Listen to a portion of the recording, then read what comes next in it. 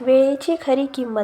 एका गावात प्रशांत नावाचा एक मुलगा राहत होता. प्रशांत अभ्यासात खूप हुशार होता आणि सगळे त्याच्या बुद्धीची आणि तेजस्वी विचारांची खूप प्रशंसा करत. पण प्रशांतची एक मोठी कमजोरी होती. तो वेळेचा योग्य उपयोग करत नव्हता. तो आपल्या जास्तीत जास्त वेळ मित्रांसोबत खेळण्यात, मोबाईलवर गेम खेळण्यात आणि निरर्थक गोष्टींमध्ये घालवत असे. आई-वडिलांना अनेक वेळा त्याला वेळेची किंमत समजावून सांगण्याचा प्रयत्न केला, पण प्रशांतला ते कधीच समजत नव्हते. तो नेहमी म्हणायचा, "माझ्याकडे खूप वेळ आहे, सगळं नंतर करेन, आत्ता मजा करू दे." एक दिवस शाळेत वार्षिक परीक्षेचा निकाल लागला. यावेळी प्रशांतचे गुण खूप कमी आले, अपेक्षेपेक्षा खूपच कमी. ज्या प्रशांतची शिक्षक प्रशंसा करायचे तेच आता निराश झाले होते. इतकंच नव्हे तर त्याचे मित्रसुद्धा त्याच्यापासून दूर जाऊ लागले. घरी परतल्यावर त्याने आई-वडिलांना रिपोर्ट कार्ड पाहताना निराश होताना पाहिलं. प्रशांतला स्वतःवर राग आला, पण आता आपली सवय कशी बदलायची हे त्याला कळेना. त्या रात्री प्रशांत आपल्या आजोबांकडे गेला, जे गावातील सर्वात शहाणे आणि आदरणीय वृद्ध होते. त्यांच्या जवळ बसून प्रशांतने आपली समस्या सांगितली आणि म्हणाला, "आजोबा, मला कळत नाही मी या वेळी कसा नापास झालो. मी तर चांगला विद्यार्थी आहे." आजोबा हसून म्हणाले, "बाळा, समस्या ही नाही की तू चांगला विद्यार्थी नाहीस. समस्या ही आहे की तू वेळेला हलकं समजलं. वेळ खूप मौल्यवान असतो. त्याचा योग्य उपयोग केला तर यश मिळतं आणि वाया घालवलास तर तोच तुला मागे खेचतो." प्रशांत आश्चर्याने म्हणाला, "पण आजोबा, वेळ तर नेहमीच असतो ना. मी नंतरही सगळं करू शकतो." आजोबा गंभीर होत म्हणाले, "नाही बाळा, वेळ नदीच्या वाहत्या पाण्यासारखा आहे. जो निघून जातो तो कधी परत येत नाही. चल, मी तुला एक गोष्ट सांगतो, त्यातून तुला वेळेची किंमत समजेल." आजोबा गोष्ट सांगू लागले. खूप वर्षापूर्वी विक्रम नावाचा एक सामर्थ्यशाली राजा होता. त्याच्याकडे संपत्ती, भव्य महाल आणि असंख्य नोकर होते. पण त्यालाही वेळ वाया घालवण्याची सवय होती.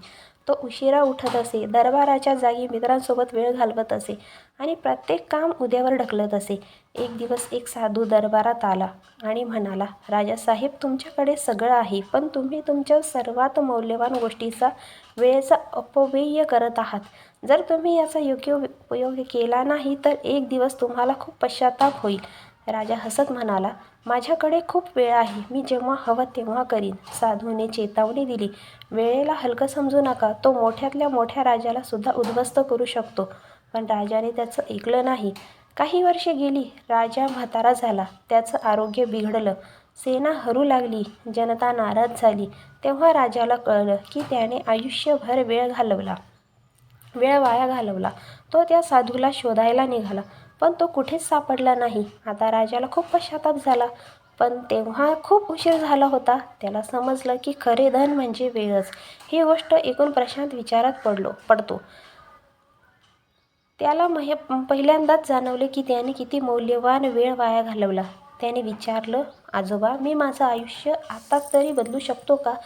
आजोबा हसून म्हणाले, "नक्कीच बाळा. वेळ कधीच थांबत नाही. आजपासून तू वेळेचा योग्य उपयोग करायला सुरुवात केलीस तर तुला यश मिळण्यापासून कोणीच रोखू शकत नाही. पण लक्षात ठेव, आज करायचं काम उद्यावर ढकलू नको."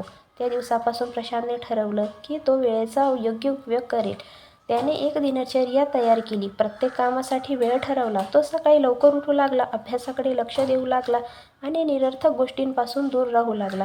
हळूहळू त्याच्या मेहनतीचे उत्तम परिणाम दिसू लागले. पुढील परीक्षेत तो वर्गात प्रथम आला.